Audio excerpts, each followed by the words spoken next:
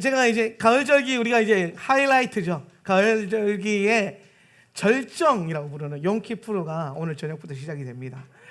대속죄절입니다. 주님의 그 죄속함, 대속하심의 은혜가 부어지는 절기이고, 특별히 제가 올해 이 용키푸르를 묵상하는 가운데 하나님의 이 변화의 시즌에 대한 감동을 주십니다. 변화의 시즌, 변화. 예. 여러분 용키푸르가 거룩한 변화를 준비하라. 예. 대속죄절이에요. 대속죄절. 자, 대속죄절은 뭐냐면은 속죄의 큰 날이라는 뜻이잖아요. 그죠? 속죄, 죄가 대속받는 큰 날, 카파르. 자, 카파르 쓰세요. 네. 카파르는 뭐냐면은 요게 그 이전까지는 우리가 덮다라고 했어요. 덮다, 예, 덮다, 예, 덮는다. 예. 근데 이 아람어 어원을 좀 더 연구해 보면은 덮는다라는 이 대속함의 개념보다는 씻다라는 것이 더 뭐라 그럴까, 더 원문의 뉘앙스에 가깝다. 씻어낸다라는 것. 예.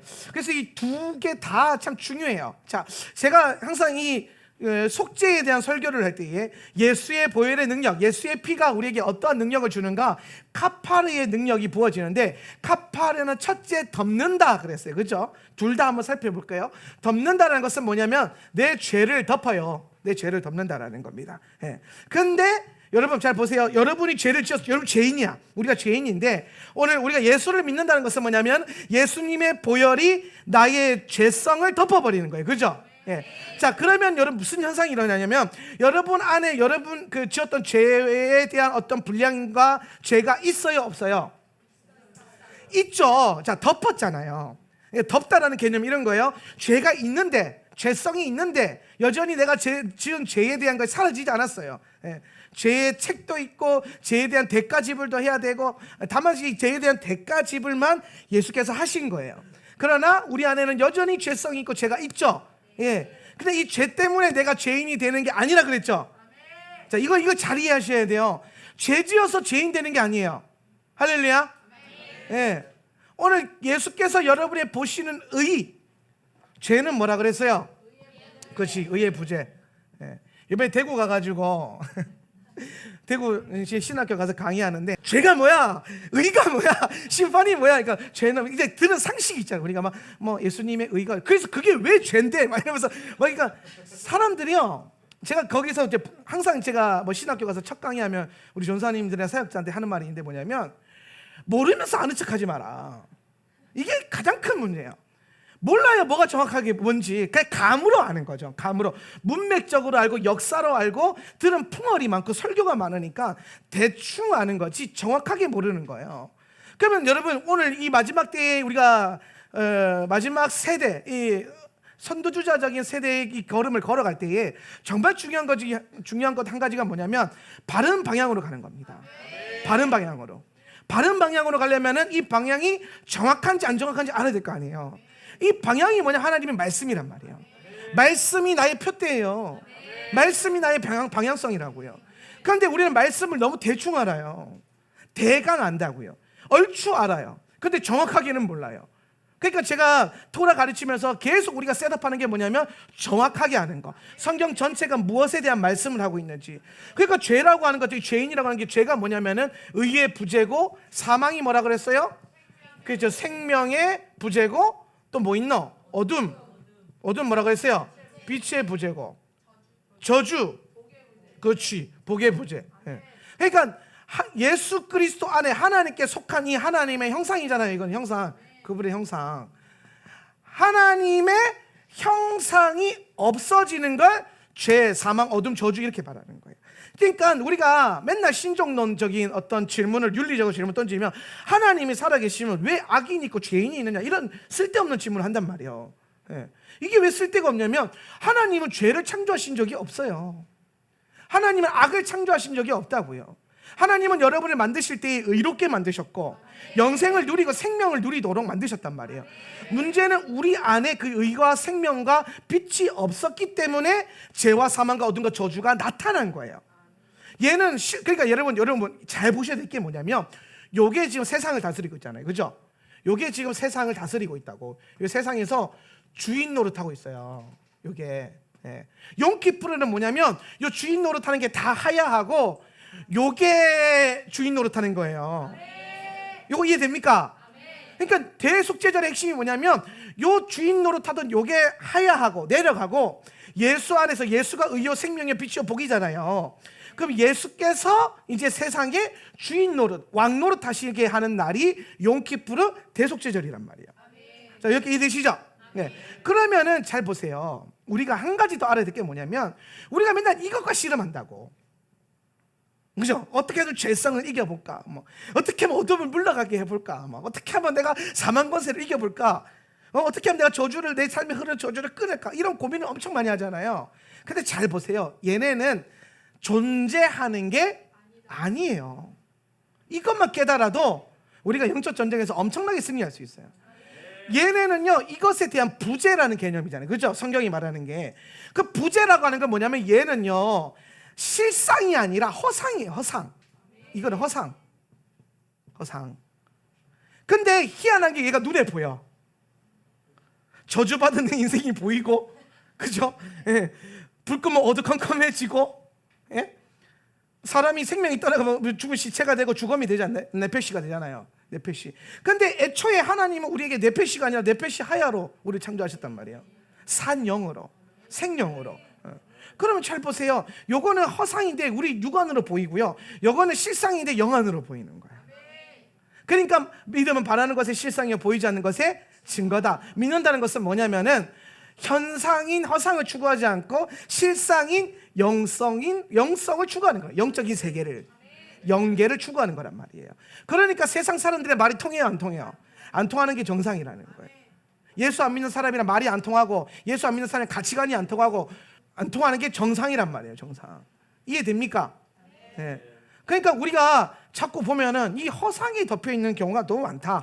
요거는 일단 참고해서 알아두시고, 요거가 그 주인이 바뀌는 거, 요 주인 노릇하는 게 바뀌는 게 대속죄절이다라는 것 알아두시고, 그럼 대속죄절은 피로 인해서 커버링 받는 것인데 커버링의 본질은 그대로 있는데 덮여지는 거, 그죠? 그러니까 여러분 우리는 여전히 예수 그리스도의 속죄함 받은 거룩한 백성으로 살고 있지만 죄를 짓는단 말이에요.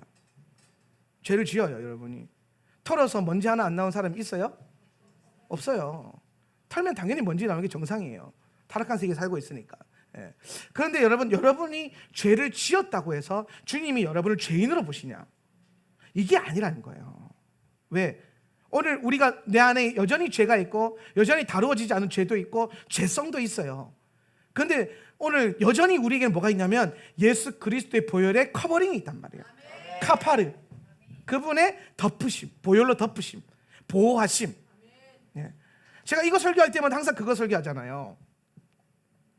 언약궤. 그렇지, 언약궤. 영안으로 보면 보여요. 내가 신학 전공이지 미대 전공은 아니야. 자, 언약궤. 자, 언약궤잖아요, 그죠? 잘 보세요. 언약궤 안에 뭐 들어있어요? 만나, 그다음에 지팡이, 그다음에 돌판, 그죠? 쉽게 하면 돌판도 있잖아요, 그죠? 요거 세 개가 상징하는 게 뭐예요? 죄를 상징. 이스라엘이 지었던 가장 큰 3대 죄악을 상징하는 거예요. 그러니까 딱 보면 거룩하게 보이지만 사실 이걸로 다 죄 지었어요. 예. 만나 불평불만 해가지고 저주받았죠. 아론의 쌍난 지팡이, 고라 지파의 역행이죠. 돌판, 금송아지 우상 숭배. 이 모든 게 다 어디로 들어가요? 언약궤 안에 들어간단 말이에요. 언약 안에 들어갔어요. 그리고 뭐예요? 이거 위에 있는 거 뚜껑으로 덮었죠. 뚜껑 이름 뭐예요? 그렇지, 시은자.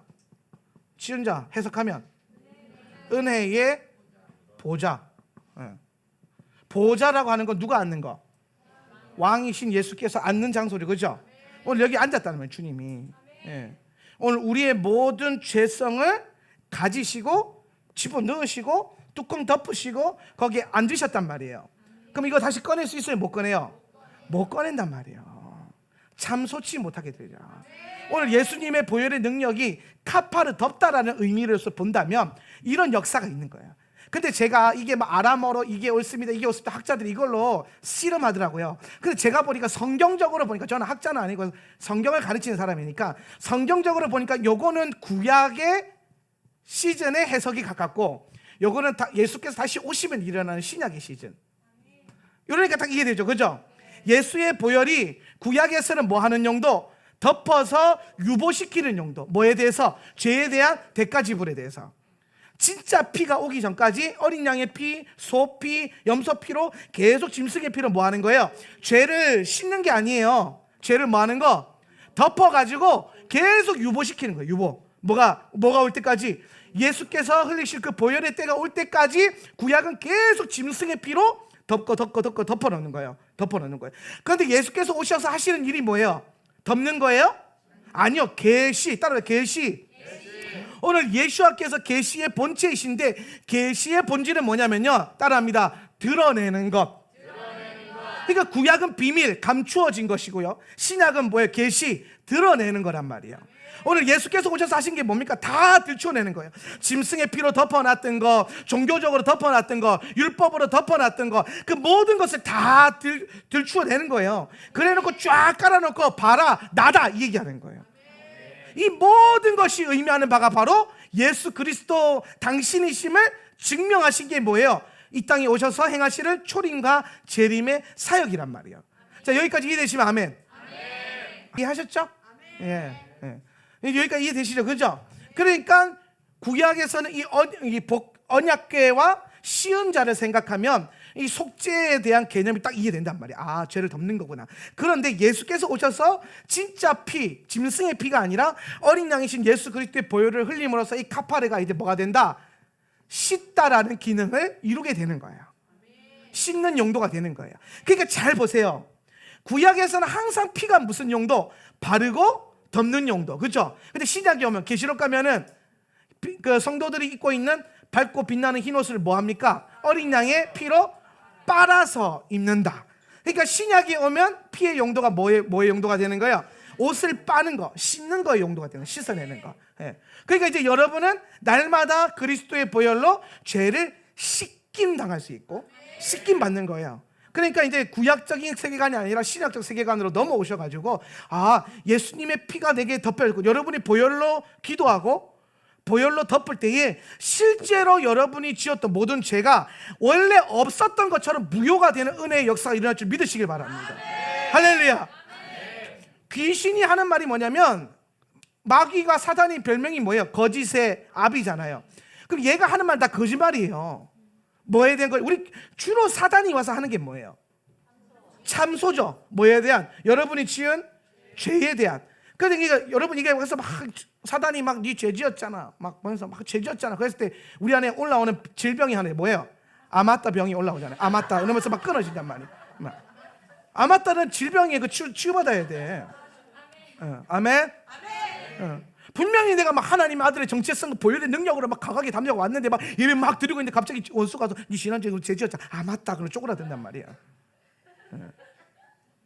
그러면서 이제 병 걸린 사람이 돼버리는 거지. 병 걸린 사람, 생명이 없는 사람. 근데 여러분, 그 거짓말이에요. 예수님의 보혈의 능력은 실제로 여러분 가운데 부어져서 여러분이 지었던 그 모든 죄가 원래 없었던 것처럼 무효가 되는 은혜의 역사가 일어나는 것입니다. 이해되십니까? 이것은 여러분 안에 있는 어떠한 그 죄성, 육신 안에 들어있는 죄의 습관과 상관없는 문제예요. 예수님의 피의 대속함은 아예 없는 것처럼 만드는 거라고요. 다 짊어지셨다고요. 예. 이걸 이제 확장해서 우리가 좀 이해하자고요. 제가 지난 시즌까지는 요거 두 개를 보고 여기를 중점으로 가르쳤기 때문에 덮어놨다, 온전히 깨끗한 날이 온다라고 했는데, 제가 가만히 올해 용키프를 더 깊게 묵상해보고 말씀을 공부해보니까, 아, 덮는 거는 구약적 견해에 가깝고, 이 아람어 카파레 씻다라는 거는 예수께서 오셔서 완성하신 개념으로 보는 게 맞다. 그러니까 둘 다 맞는 건데, 하나는 약간 구약적 뉘앙스가 강하고 하나는 뭐예요? 신약의 뉘앙스가 강하기 때문에 요거 두 개를 균형 있게 좀 이해하면 딱 좋아요. 그러니까 성경 말씀과도 딱 다 맞아떨어지잖아요. 덮는다, 시은자, 씻는다, 계시록 딱 연결되죠. 그죠? 예. 성경적으로 봤을 때 이게 딱 맞아떨어진단 말이에요. 그러니까 히브리어도 성경을 흐름을 따라서 여러분이 잘 공부하는 게 굉장히 중요합니다. 자, 여기까지 이해되셨죠? 그죠? 요게 지금 베이스를 깔아야 오늘 설교가 이해가 돼요. 자, 보십시다. 그래가지고 그러면 대속죄절이 이제 오늘부터 시작이 되는데, 그러면 대속죄절은 뭐냐? 대속죄절을 또 이해하려면 뭘 이해해야 되냐면 대속죄절이랑 속죄 제사를 이해해야 돼요. 요거 두 개의 차이. 아니 죄 지으면 바로 속죄제 드리잖아요, 그죠? 그러면은 대속죄절이 있을 필요가 있어요, 없어요? 없잖아요. 그런데 이것도 있고 이것도 있단 말이에요. 그럼 이게 차이가 뭐냐면은 속죄 제사는 개인의 죄를 다루는 거예요. 개인의 죄. 여러분이 그냥 지은 죄, 여러분이 지은 죄. 예. 그런데 용키푸르 대속죄절에서 행하는 대속함은 뭐냐면은 나라와 민족을 향한 죄사함의 선포예요. 예. 요거는 그래서 예를 들어서 뭐 금송아지 우상숭배 다 같이 했잖아요. 예. 이것에 대한 그 이스라엘 전체를 향한 대속함 이런 개념들. 예. 나라와 민족에 대한. 그러면은 예수께서 오셔가지고 이 대속죄절에 하실 죄사함의 선포는 뭐냐면 나라와 열방을 향한 모든 죄사함에 대한 선언을 이루시는 것. 그럼 이때 예수께서 오셔가지고 타락한 이 물질 세계, 세상을요 거룩한 하나님의 나라로 변화시키는 거예요. 그래서 제가 오늘 설교의 제목이 거룩한 변화를, 거룩한 변화가 일어나는 것. 예. 구속사적으로 보면 대속죄절은 예수님의 지상재림의 절기예요. 지상재림의 절기. 예. 자, 끊어서 앞전에 있었던 우리 나팔절 절기 있었죠. 나팔절의 본질은 예수님의 공중 재림을 의미하는 거예요. 예. 그래서 예수께서 공중에 재림하실 때 항상 뭐와 함께 등장하세요? 나팔 소리와 함께 등장하시잖아요, 그죠? 그럼 그 나팔 소리는 단순히 예수께서 오실 때 부른 나팔 소리가 아니라 나팔 부시는 날에 주님이 오신다라는 거예요. 왜냐하면 절기라고 하는 것, 절기. 우리가 지금 절기의 시즌 안에 있는데 절기 모아딤은 뭐라 그랬어요? 본질이 만나기 위해서 약속한 시간이라 그랬죠, 그죠? 절기는 여러분 율법으로 이해하시면 안 돼요. 율법이 아니라 시간의 시스템이고 약속, 언약이에요. 언약의 시간이에요. 오늘 주님께서 우리를 만나시기 위해서 정하신 시간이 절기란 말이에요. 그래서 절기의 이 구약에서 주신 이 절기의 흐름을 잘 따라가면 어떤 역사가 일어나냐면 봄절기를 잘 지키면 초림하신 예수님에 대한 그 사역을 봤을 거고 동참했을 거고, 가을절기를 잘 따라가면은 뭐요? 재림하실 다시 오실 예수님의 그때에 참여하고 동참하는 은혜가 일어나는 거예요. 예. 나팔절의 절기를 보면은 예수님의 공중 재림. 그러니까 주님은 유월절에 죽으시고 무교절에 장사되시고 초실절에 부활하시고 오순절에 성령을 보내주셨잖아요. 이 시간에 따라서. 그러면 여러분 이 시간을 정확하게 지키신 분은 약속을 지키시는 분, 프라미스 키퍼, 약속을 지키셨단 말이에요. 그러면 여러분 가을절기 약속을 안 지키실 분이 아니라는 거예요. 여기에 우리 주님의 성품에 따라서 우리가 이거 잘 지켜봐야 돼. 그러니까 봄절기는 사실 이미 주님이 성취하신 것이기 때문에 기념하면서 따라가면 되지만 가을절기는요 여러분 좀 뭐가 그럴까 영적인 날을 세우고 참여를 하셔야 돼요. 영적인 날을.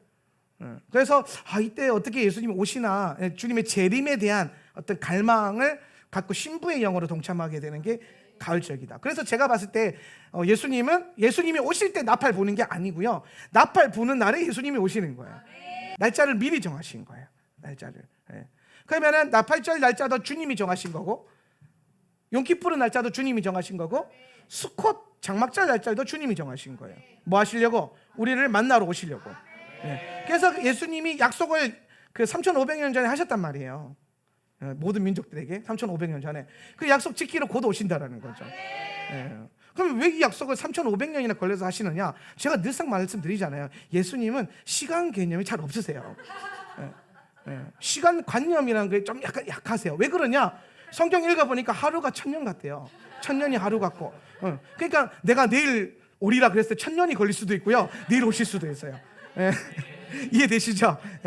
근데 중요한 건 뭐냐면 하나님 우리에게 그 시간 안에 들어갈 수 있도록 정확하게 성경을 통해서 모든 시스템과 시간 스케줄을 만들어 놓으셨다는 겁니다.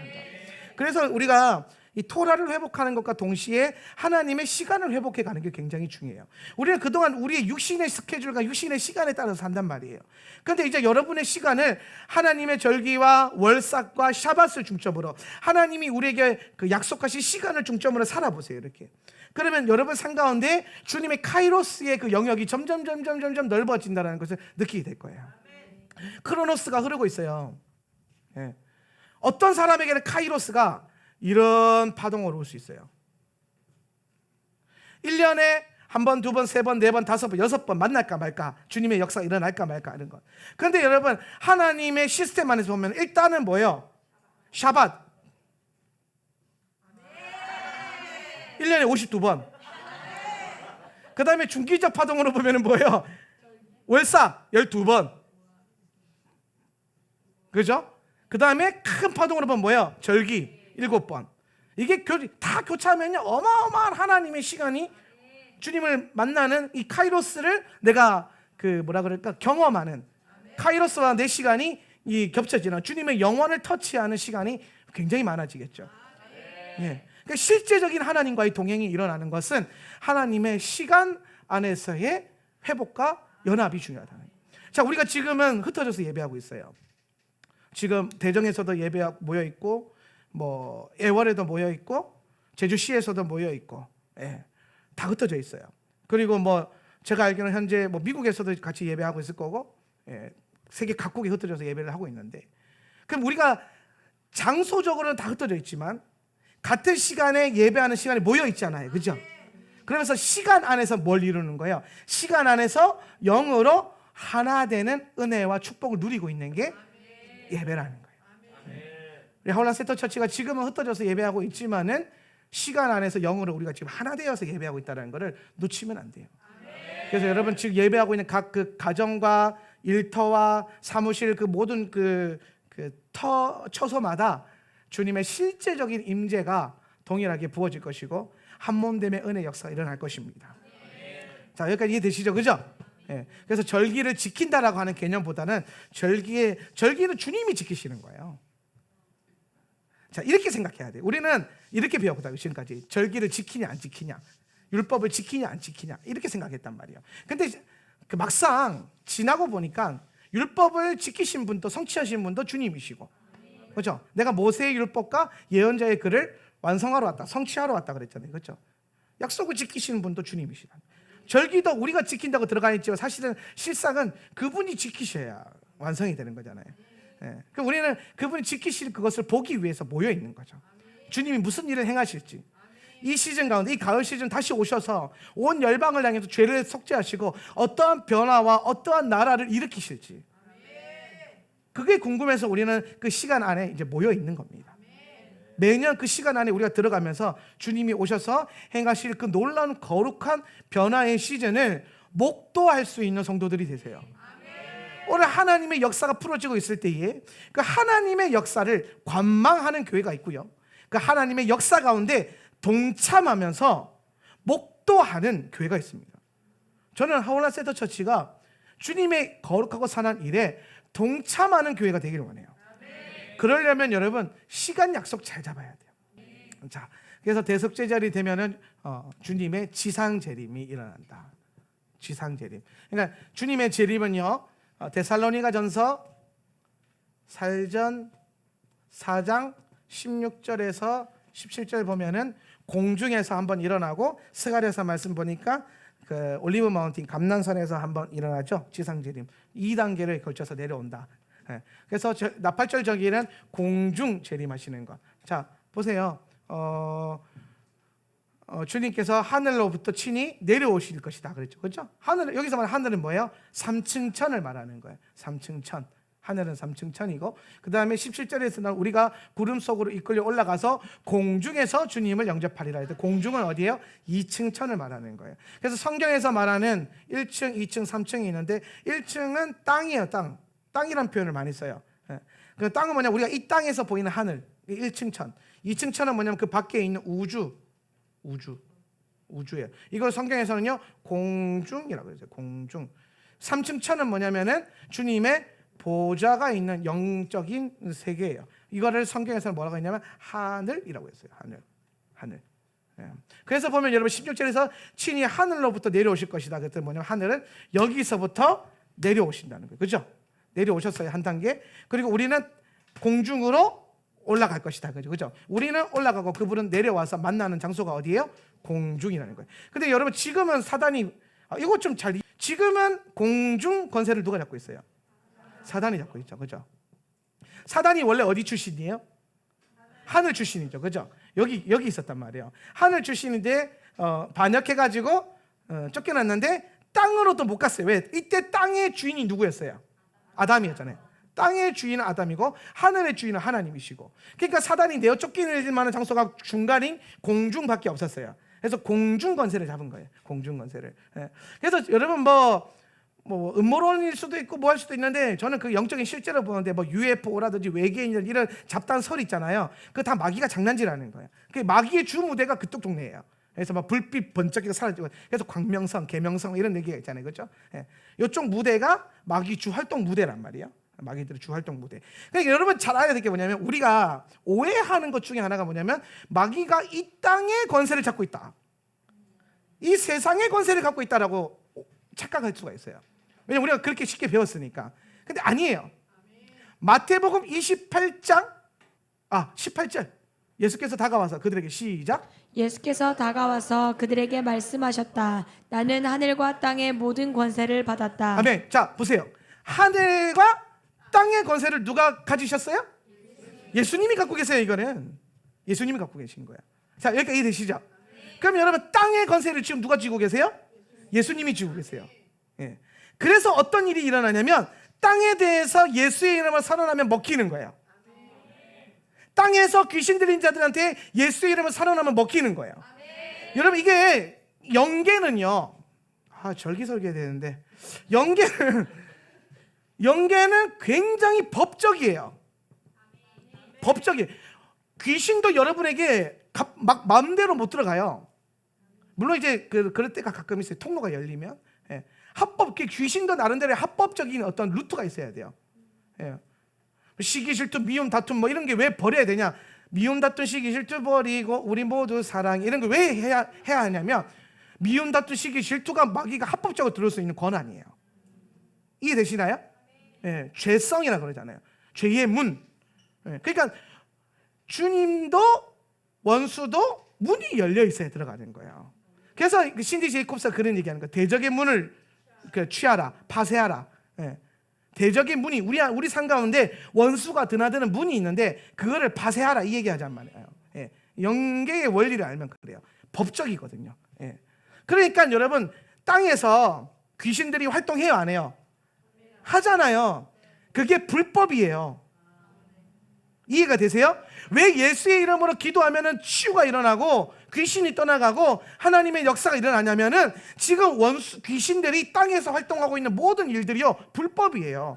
얘네 여기밖에 지금 합법적으로 움직일 수가 없는데, 이리로 자꾸 온다. 여기는 못 가니까, 무슨 천군 천사가 딱 막고 있으니까 못 가고, 여기는 좀 대기권이 좀 뚫기 쉽잖아요.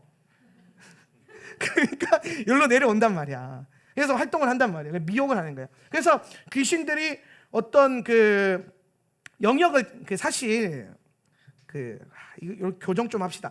지역의 영이라는 게 있잖아요. 지역의 영. 우리가 영계 사역하든 하면 뭐 랜드워크 사역하면서 막 지역을, 근데 사실 그러면 지역의 영이에요. 땅에 어떠한 그 저주가 흐르는 게 아니라, 사실은 그 땅에 살고 있는 사람들의 영 안에 흐르는 저주예요. 자, 서귀포 사람, 제주도 사람들은 이제 제주도 땅은 어떤 저주가 있어요? 게을러요, 그죠? 여러분, 제 땅이 게으른 거예요? 아니, 땅은 열심히 일하고 있던데요? 제주도 사람이나 제주도 개가 게으른 거예요. 특히 서귀포 개는 천천히 지는. 나 진짜 처음 제주도 왔을 때 10년 전에 차 몰고 가는데, 개가 앞에 있는, 도로에 이렇게 앉아, 개가 이렇게 앉아. 해가지고 불 딱 켜고 깜빡깜빡 빵 했는데, 애가 도망가지도 않아. 쓱 일어나서 쳐다보더니 천천히 비켜주더라고요. 서귀포는 개도 느리다, 이런 말이잖아요. 근데 여러분, 서귀포, 그래서 뭐 게으름의 영이 있고 항상 이걸 경고해야 세워야 되고, 이런 랜드워크 사역하시는 분들 이런 얘기를 많이 하는데, 실제적으로 여러분, 그 땅을 오염시키고 땅을 거룩하게 만드는 거는 사람이에요.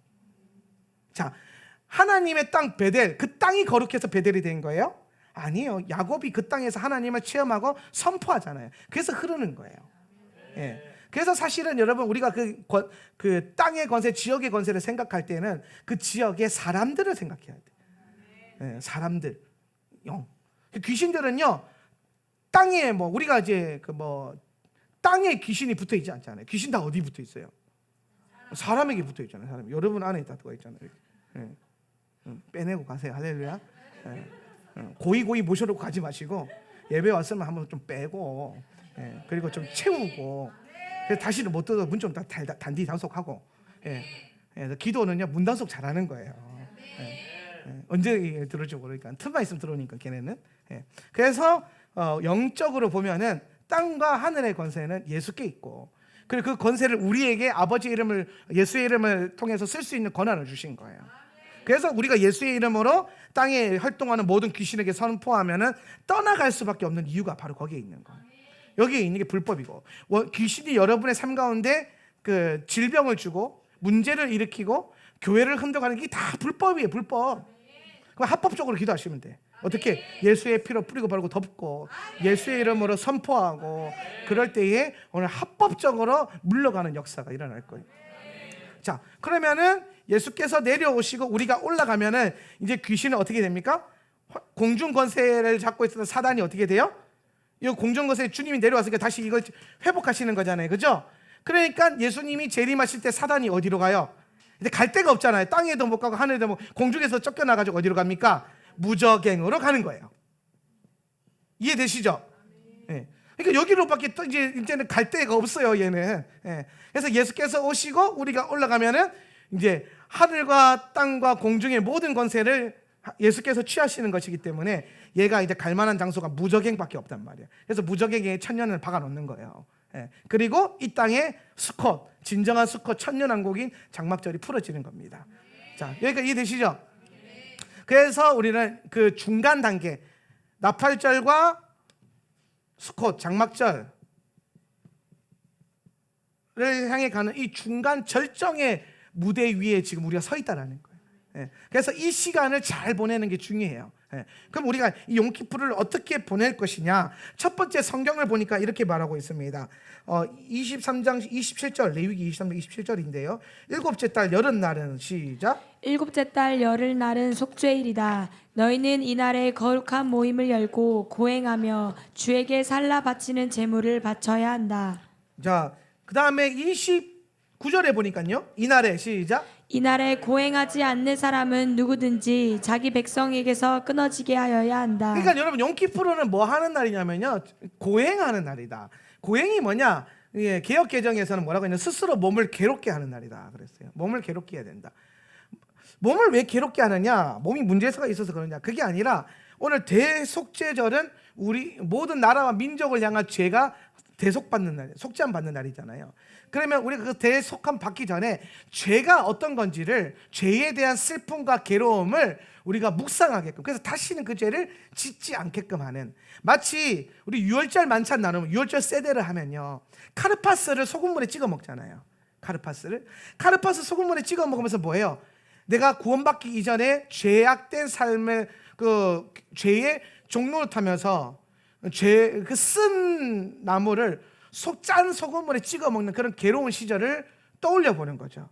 그리고 뭘 마십니까? 속죄의 잔인 포도주를 마시잖아요. 그러면서 오늘 죄 사함이 이렇게 우리에게 달콤함을 주는구나. 그런 것처럼 이 용키푸르의 몸을 괴롭게 하는 것은 오늘 장차 올 주님의 대속함의 그 달콤함의 은혜, 주님의 잔을 누리기 위해서 우리 스스로가 이 죄에 대한 괴로움을 경험하는 것입니다. 그래서 우리는 용키푸르가 되면은 뭘 하냐면은 금식을 해요. 그래서 여러분 모든 성도들에게 권면하고 말씀드리는 것은 오늘 저녁 6시부터 내일 저녁 6시까지는 반드시 금식을 하실 수 있길 바랍니다. 금식하시고 각자 처소에서 이제 몸을 좀 괴롭게 하는. 그러니까 배고프잖아요. 그걸 하면서 이게 이 괴로움을 가지고 여러분이 다시는 내가 죄를 짓지 말아야겠다라고 하는 어떤 몸을 새길 수 있는 시간들이 있었으면 좋겠습니다. 우리 뭐 어린이들은 또 금식하면서 또 우는 불상사가 일어나지 않도록 그 유치부들은 부모님이 좀 잘 관리해 주세요. 버틸 수 있는 때까지 버텨보고 그 다음에 도저히 안 되겠다 그러면은 막 먹이지 마시고요. 뭐 우유 반 컵에 빵 맛 없는 빵 반 조각 이 정도 아니면은 뭐 좀 뭐라 그럴까 이 입에 달콤함이 있으면 안 돼요. 그래서 그런 어떤 이제 간단하게 요기하고 더 버틸 수 있는, 그리고 내일 저녁 6시가 되면은 맛있게 파티하십시오. 그래서 우리가 몸을 좀 스스로 괴롭게 하는 하루를 보내면서 대속에 대한 은혜를 갈망하고 기다리는. 그래서 여러분 그렇게 생각하시면 돼요. 금식 끝나고 죽 한 그릇 먹을 때에 예수님의 보혈을 먹고 마시는 것처럼 내 안에 이 속죄의 잔을 풍성하게 마시는 것처럼 축복을 누리시면 됩니다. 그래서 이날에는 우리가 고행을 하겠다. 고행은 죄로 인해 괴로워하는 우리에게 직접 찾아오시는 주님의 은혜를 경험케 합니다. 자, 보세요. 아까 우리가 금식하는 게 내 죄로 인해서 괴로워하는 옛사람의 정체성이란 말이에요. 막 괴로워하고 있어요. 막 괴로워. 죄 때문에 죽겠어. 막 이러고 있단 말이에요. 그리고 근데 용키풀의 본질은 뭐냐면 예수께서 우리를 찾아오시는 거잖아요. 지상재림이잖아요. 오시는 거잖아요. 죄로 인해 괴로워하고 있는 우리를 구원하시고 그 죄에서 자유케 하기 위해서 친히 찾아오시는 은혜를 경험하는 게 바로 대속죄절입니다. 그래서 오늘 여러분 안에 다시 오실 주님에 대한 갈망을 갖고 금식할 수 있기를 주님의 이름으로 축원합니다. 두 번째로 우리는 30절 32절 읽어봅시다. 누구든지 이날에 시작. 누구든지 이날에 어떤 일이라도 하면 내가 그를 백성 가운데서 끊어버리겠다. 이날 너희는 어떤 일도 해서는 안 된다. 이것은 너희가 사는 모든 곳에서 너희가 대대로 영원히 지켜야 할 규례이다. 이날은 너희가 반드시 쉬어야 할 안식일이며 고행을 하여야 하는 날이다. 그달 아흐렛 날 저녁부터 시작하여 그 다음 날 저녁까지 너희는 아무 일도 하지 말고 쉬어야 한다. 아멘. 이날은요 1년 12달 가운데 가장 중요한 안식일 샤밧이 있는 날입니다. 대속죄절은요 가장 큰 샤밧이라 그래요. 가장 큰 안식일. 그래서 이날은 너희가 어떠한 일도 하지 말고 하나님 앞에 머무르며 주님의 대속의 은혜를 기다리라고 말씀하시는 겁니다. 우리는 샤밧을 통해서 그동안 멈춤에 대한 많은 훈련을 했죠.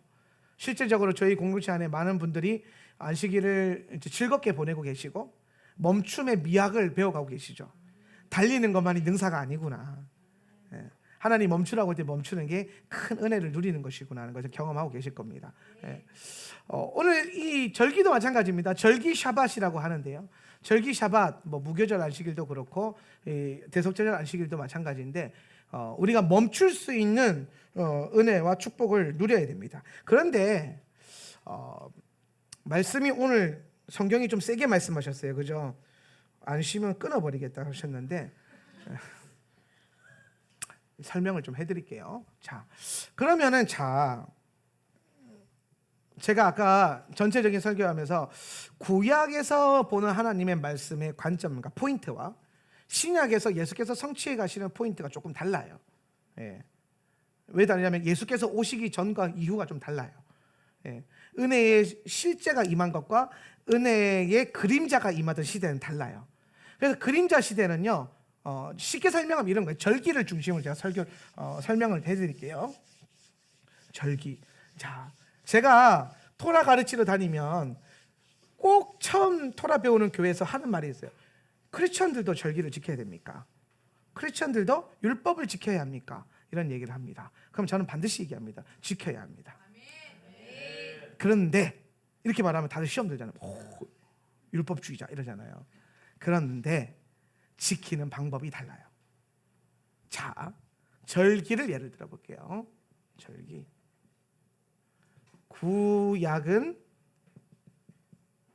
구약의 시대는 비밀이잖아요. 그죠? 그림자예요.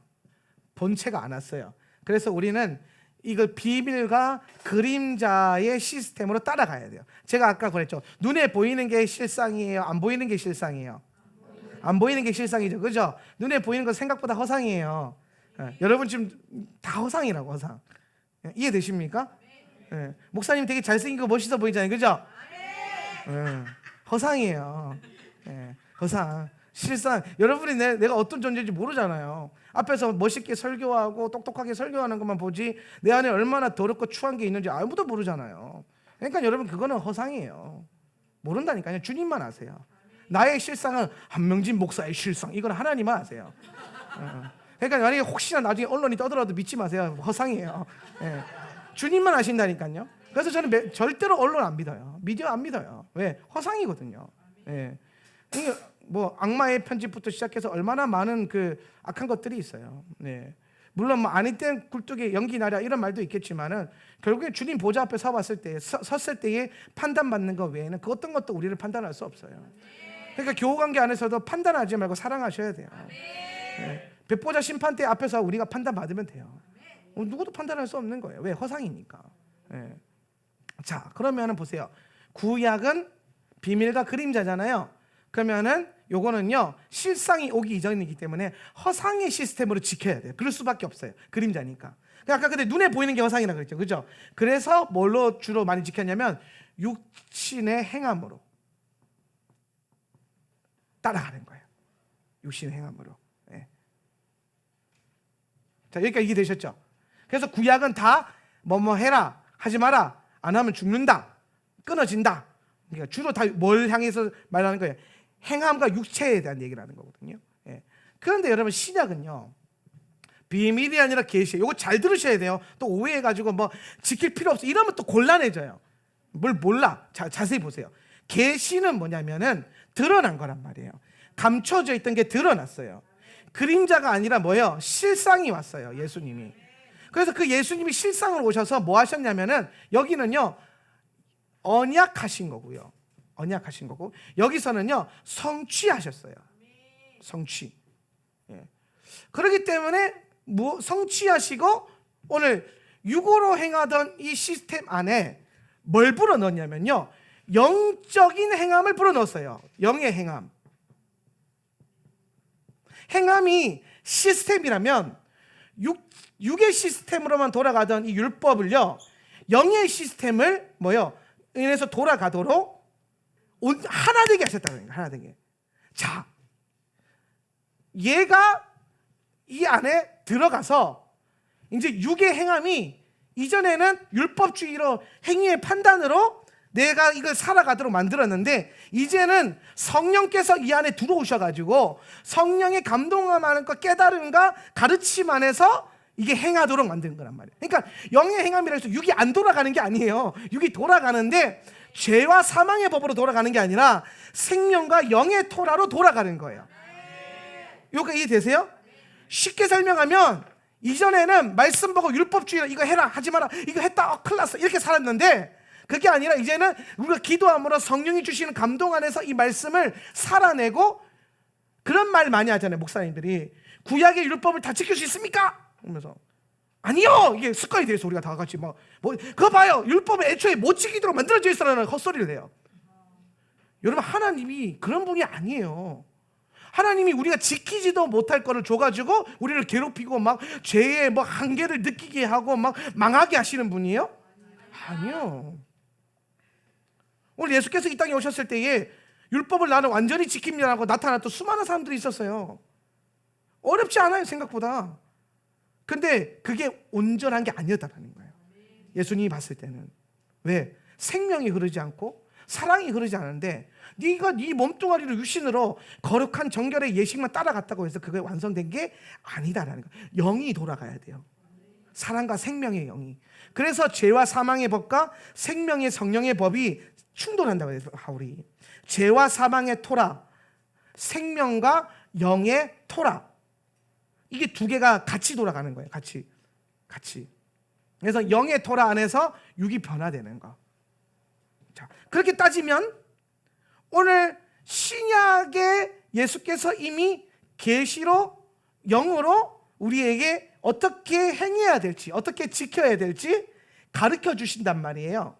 예. 그래서 구약에서는 육신의 행함으로 계속 율법을 지키고 절기를 따라가지만 신약에서는 이게 예수님이 뭘로 하셨냐면요 말씀으로 이거를 성취하셨어요. 메시지. 왜 예수님은 말씀으로 절기와 율법을 완성하시고 성취하셨냐? 예수님의 몸, 주님의 몸은 말씀이에요. 말씀이 육신이 되어 우리 가운데 오셨죠? 예수님의 몸은요, 말씀이에요. 그래서 그분은 말씀과 메시지로 모든 이 구약의 말씀과 언약을요 성취하신 거예요. 성취. 그리고 실제로 그 피를 흘리셨고. 그래서 구약에 있는 모든 토라의 말씀들을 어떻게 우리가 이해하고 듣고 따라가야 되는지, 생명으로 따라가야 되는지를 메시지로 주셨다고요. 말씀으로. 그러면서 보여준 게 뭐냐 이거예요. 모세가 너희에게 가르치던 그 말씀 다 나를 두고 하는 말이다. 그러니까 이 말은 뭐냐면 구약 성경 39권을 통해서 예수아를 발견하고 보게끔 만드신 거예요. 이거를 우리 교회는 구속사라고 부르는 거예요. 구속사. 그래서 성경 66권을 다 예수님의 메시지로 받아들이고 이해해서 지켜 행하는 것. 이해되십니까? 네. 그러니까 이 절기 때에 오늘 저 말씀에 보면 너희가 일을 하지만 일하면 내 백성이 끊어진다. 그러면 우리가 내일 일하면 교회에서 막 제명당하고 하나님 나라에서 막 쫓겨나고 이런 게 아니라는 거예요. 그게 예수님이 오셔서 뭐라고 하셨냐면은 이제 그 메시지와 말씀, 들어야 될 메시지와 말씀으로 붙잡게 하시고 성취하게 하신 거예요. 실제적인 어떤 육신 노동의 문제가 아니라. 물론 여러분, 물론 그걸 더 온전하게 하기 위해서 뭐 월차를 쓰든지 반차를 쓰든지 휴가를 써서 절기를 완전히 멈춰서 하나님의 그 임재와 풍성함 안에서 지킨다면 완전 좋은 거죠. 대박이겠죠. 진짜 막 할렐루야. 기뻐하시겠죠. 그런데 우리가 이 땅의 시스템에서 매여서 살아가고 있기 때문에 우리가 그렇게 살 수 없는 형편과 환경에 있는 분들도, 그러면 주님이 너는 내 백성 아니야 이렇게 하시지 않는다라는 거예요. 왜? 그분의 부르심과 은사에는 후회하심이 없잖아요. 하나님 여러분 부르셨잖아요. 여러분이 내일 못 멈춘다고 해서 후회하시지 않는다라는 거예요. 다만 우리는 그 실제적인 멈춤이 어렵다면 다른 걸 봐야 돼요. 진짜 해야 될 게 뭐냐? 금식하면서 뭘 붙들어야 돼요? 메시지를 붙들어야 돼요. 메시지. 내일 절기는요, 그 시즌마다 읽어야 될 말씀이 있다고 가르치는 거예요. 그 시즌마다 네가 묵상해야 될 말씀이 있다고 말하는 거예요. 결국에 다 말씀 따라가는 거예요. 말씀을 이루기 위해서 행하는 거예요. 내일 휴가 내고 월차 쓰시고 반차 쓰시는 분들도 그 자체로 성취한 게 아니라 그거 해놓고 집에서 핑계핑계 놀면 뭐 하겠어요. 멈추라 그래서 그 휴가 딱 내고 소파에 들어누워서 낮잠 자고 막 그러면은 의미 없어요. 왜 멈추라 그랬을까요? 그날에 먹어야 할, 읽어야 할 영의 말씀이 있기 때문에 멈추라고 하신 거예요. 그러면 우리는 내일 뭘 해야 되냐면 메시지를 붙들어야 돼요.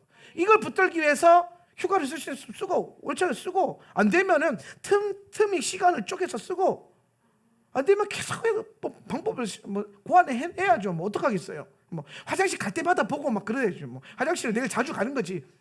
회사에서 막 눈치 보일 정도로 많이. 화장실 가서 핸드폰만 꺼내도 우리가 요나서 필 수 있잖아요. 내일 읽어야 될 말씀이 요나서거든요. 요나를 하루 종일 묵상하셔야 되는데, 요나의 메시지를 왜 하나님께서 오늘 이 죄속함의 날에 요나서를 주시는가를 자꾸 붙들고 묵상하고 기도하면서 살아야 돼요. 그렇게 치열하게 하세요. 틈틈이 눈치껏. 근데 이런 눈치 안 보고 나는 그냥 편하게 지키겠다 그러면 월차 반차 휴가 쓰시고 얼마나 좋아요. 네. 그렇게 하는 거죠. 중요한 건 뭐예요? 메시지를 붙드는 거예요. 메시지. 구약의 율법과 절기는 메시지를 듣고 지켜 행하는 것, 붙드는 것, 영의 말씀을 먹는 것, 그리고 그 영의 말씀이 내 안에 실제적 시스템이 되게 하는 것. 그래서 여러분 이게 돌아가면요, 이것도요 이 안에서 완성이 돼요. 그러니까 나는 뭐 영이 중요하기 때문에 내 육신은 뭐 의미 없어, 영으로만 하나님 뭐 잘 묵상하면 되지. 그것도 틀린 거예요. 영지주의는 뭐가 달라요? 근데 영으로 하나님 잘 믿어 육으로 죄 지어도 아무 상관없어. 그러면서 죄를 즐기고 타락을 즐기고 쾌락을 즐기고, 그러면서 교회 와서 영으로 하나님, 내 영은 하나님을 사랑합니다 그러면서 다 온갖 죄를 다 짓고, 그렇게 믿었던 영지주의자는 다를 바가 없다라는 거예요. 오늘 주의 토라는 우리에게 뭘 말하냐면 영과 혼과 육의 일치됨. 네. 일치됨.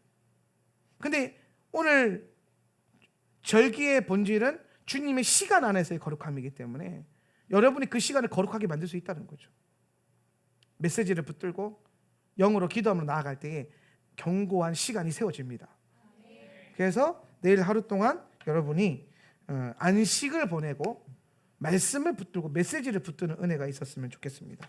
마지막으로 용키푸르를 어떻게 보낼 거냐, 이거 진짜 중요한 건데요, 나라와 민족을 위해서 기도하셔야 됩니다. 내일은요 정말 여러분의 시간을 쪼개서라도 나라와 민족을 위해서, 열방을 위해서 기도하셔야 돼요. 요나서를 붙들어야 돼요. 요나서의 핵심이 뭐죠? 하나님께서 이방 나라까지도 부흥과 구원을 주신다, 회복하신다, 죄를 사하신다. 하나님의 죄 사함에 대한 끝없는 열정, 그 사랑을 보여주잖아요. 예. 요나가 인정하기 싫을 정도로 그 치열한 사랑을 보여주시잖아요. 나라와 민족을 향해 회개의 역사가 일어나고. 오늘 시국도 안 좋아요.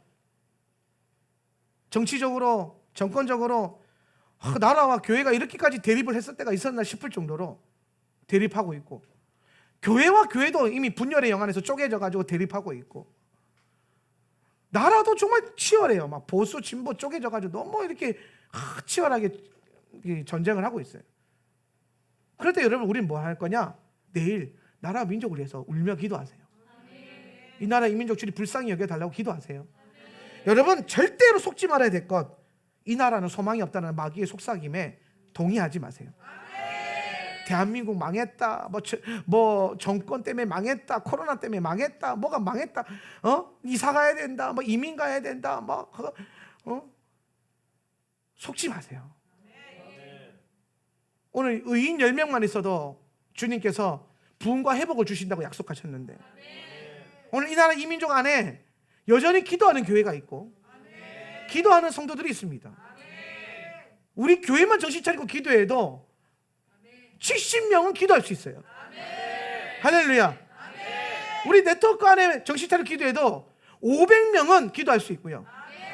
우리 유튜브 방송 보는 4,800명만 정신 차려도 이 나라 소망이 있죠, 당연히. 원수가 속삭이는 그 모든 속삭임에 동의하지 마세요. 망하긴 뭘 망해요? 하나님이 눈 시퍼렇게 살아계신데 안 망해요. 주께서 오시기 전까지는 여러분 기도하세요. 요나 선지자도 자신의 판단으로 니느웨를 축복하지 않고 복음을 전하지 않으려고 애를 썼으나 하나님의 열심 안에서 끊임없이 부흥은 일어났고, 그 말씀이, 기도가 선포될 때마다 회개하는 역사가 일어났습니다. 잊지 마십시오. 우리가 나라와 민족을 위해서 기도할 때입니다. 말씀을 결론하겠습니다. 우리는 하나님의 지금 시간 안에 있어요. 가장 중요한 건 절기는 그 시간 속에서 주시는 메시지를 붙잡아야 됩니다. 그게 크리스천이 절기를 가장 정확하고 아름답게 지키는 방법이에요. 먹어야 될 말씀 먹고, 붙들어야 될 메시지 붙들고, 마땅히 해야 될 경배와 예배와 기도의 생활로 영적인 성취가 일어나는, 그리고 이 특별히 가을적인 시즌 가운데 다시 오실 왕 예수 그리스도를 맞이하고 마주할 수 있는 준비된 신부가 될 수 있기를 예수님의 이름으로 축원합니다. 기도합시다. 우리 말씀 생각하시면서 기도할 때에 오늘 특별히 오늘 각 처소마다 성령 하나님이 간섭하셔서 오늘 성령 하나님 임재 안에서 그분의 일들이 풀어지게 하여 주시옵소서. 다 같이 한번 오늘 우리 결단하며 하나님, 우리 하울란스에서 처치가 주님 앞에 귀하고 복되게 쓰임받는 신부된 교회 되게 하여 주시옵소서. 하나님의 시간을 준비할 줄 아는 교회가 되게 하여 주시옵소서. 다 같이 한번 기도하겠습니다. 주여, 우리 시간까지도 기도할 때 하나님, 우리가 이 나라 이 민족을 위하여 더 중보하는 자들이 되게 하여 주십시오. 특별히 아버지 하나님, 용키푸르에 하나님 이 나라 이 민족을 향하여 아버지 우리가 가슴을 치며 우리가 회개하며 주님의 마음을 더 받게 하여 주시옵소서. 아버지 이 나라 이 민족을 위하여 교회들이 일어나게 하여 주시옵소서. 기도하는 교회여 일어날지어다.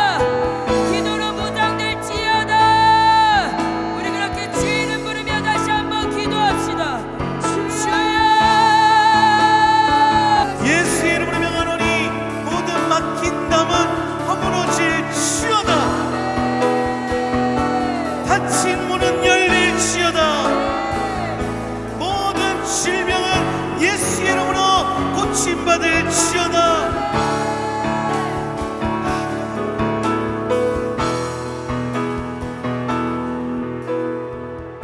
여러분의 손을 앞으로 내어드리세요.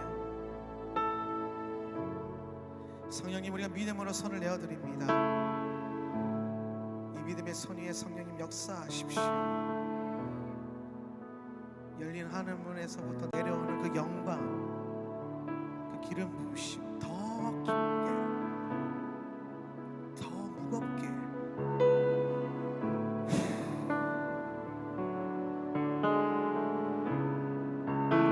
더 무겁게 주님,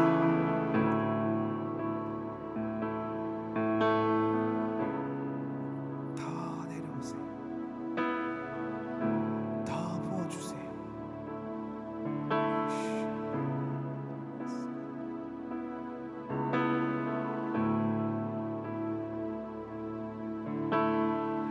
하늘의 기름을 부으십시오.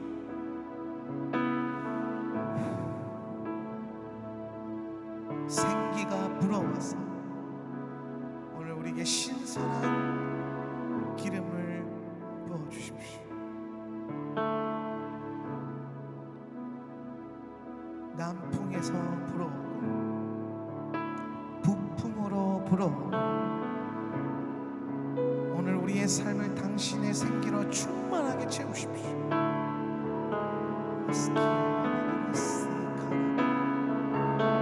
오늘 우리의 영의 더 높은 차원에 올라감 있게 하십시오.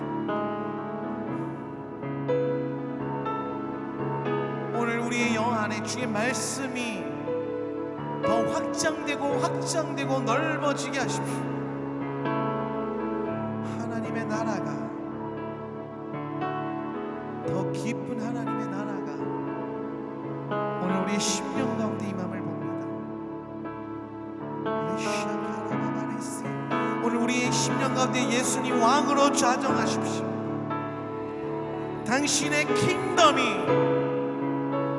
오늘 우리의 영 안에서부터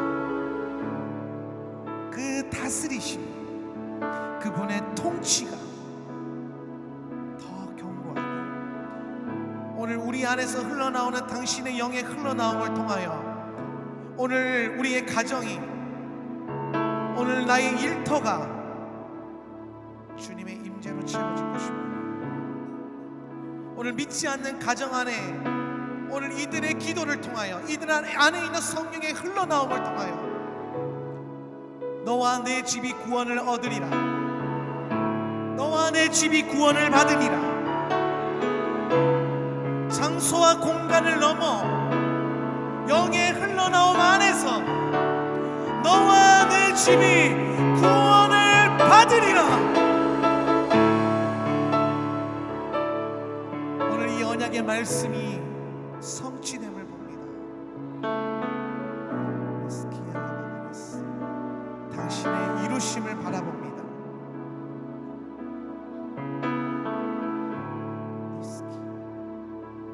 하늘의 장막이 각 가정을 덮으시고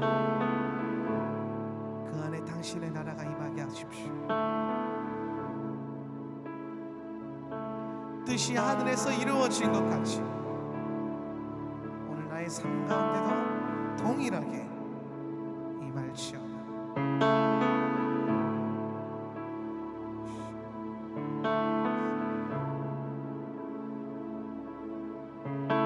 아버지, 주님의 신실하심을 우리가 바라봅니다.